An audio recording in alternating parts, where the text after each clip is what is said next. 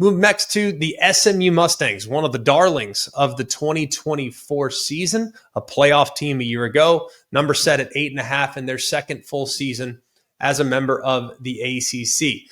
Kind of an interesting schedule when you look at it. They have Baylor in the non-conference and they're at TCU in the non-conference.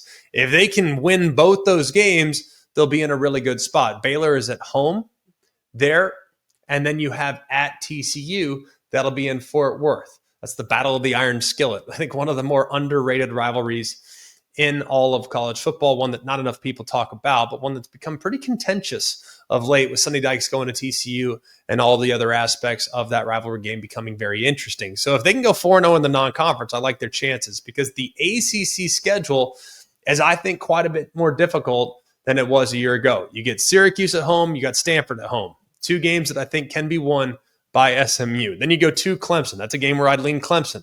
They're on the road on October 18th. They're in Clemson, South Carolina. They're at Wake Forest, another game I think they should win before Miami comes to them on November 1st. That'll be homecoming, probably the biggest game on the home slate there for the SMU Mustangs. They'll go to Boston College. Be careful there. Might be cold up there in Chestnut Hill on November 8th. They get the bye week. Louisville is then at home. And then they'll go to Cal to finish up the regular season. Unlike last year, SMU gets the big boys in the ACC this year. At Clemson, Miami at home, and Louisville at home. I think those three teams right now are a cut above just about everybody else. You avoid Georgia Tech and you avoid a couple other possible slip-ups. But I think you get the three toughest teams in the ACC. So I'm expecting a slight regression from SMU here this year as far as their win-loss record is concerned.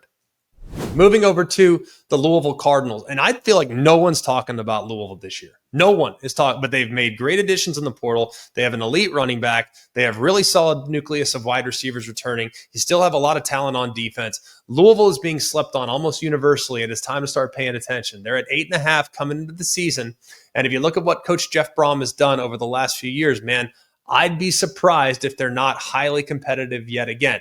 Interesting Friday game against James Madison at home. That's going to be an interesting one. You also get Eastern Kentucky to start the regular season. You get Bowling Green, and then the final weekend of the regular season, you play against Kentucky. So those are your four non-conference games. If you can go 4-0, you got to feel pretty good about where Louisville will potentially sit. And then you go through their schedule, and I think it's for the most part kind of manageable. All things considered, okay, at Pitt, that's a game I think Louisville should be able to win.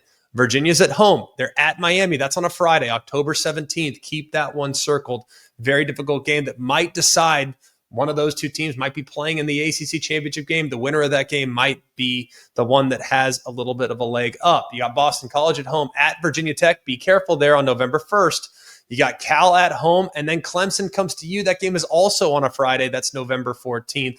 Before going to SMU there on November 22nd. Get an extra day's rest after the Clemson game. That'll be a physical war between them and the Clemson Tigers before finishing up at SMU. Right now, like I said, tough schedule at SMU, Clemson at home, at Miami. You play two of the three best teams in the league last year on the road.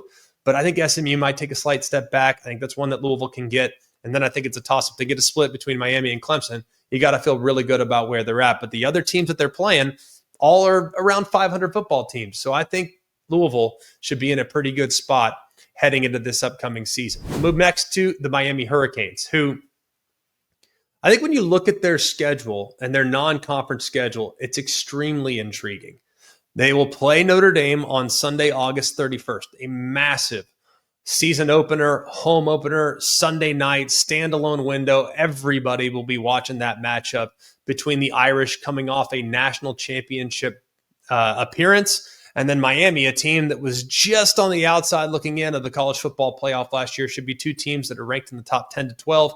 I'd be surprised if that's not one of the biggest games of week one on the schedule. Bethune-Cookman and South Florida. Be careful with South Florida. That's an athletic team that can score some points. If that Miami defense, that new look Miami defense isn't quite rolling the way you want them to be rolling, that could be a tricky challenge there on September 13th. But I do think Miami will be just fine for that game before welcoming the Florida Gators in the Sunshine State Showdown there on September 20th. They'll get that bye, much needed bye on September 27th. Two of those first four games, man, very, very difficult there to start the season before they get into the ACC conference slate. They're at Florida State. And right now, I just don't know what to make of Florida State. I lean Miami in that game. I think Miami has a lot more answered questions, but Florida State is a big unknown with new coordinators and new players at so many different positions.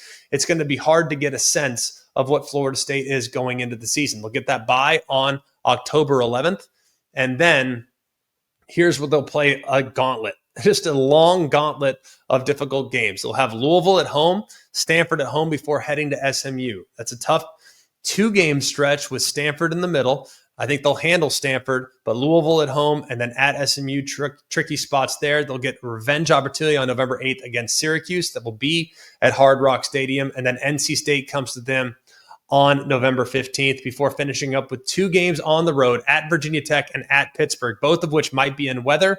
And we know when we see Miami go on the road late in November in cold weather environments, that's a tricky spot for the Hurricanes. But I think if you look at everything they have, all the teams they have, I feel pretty comfortable backing the Hurricanes this year.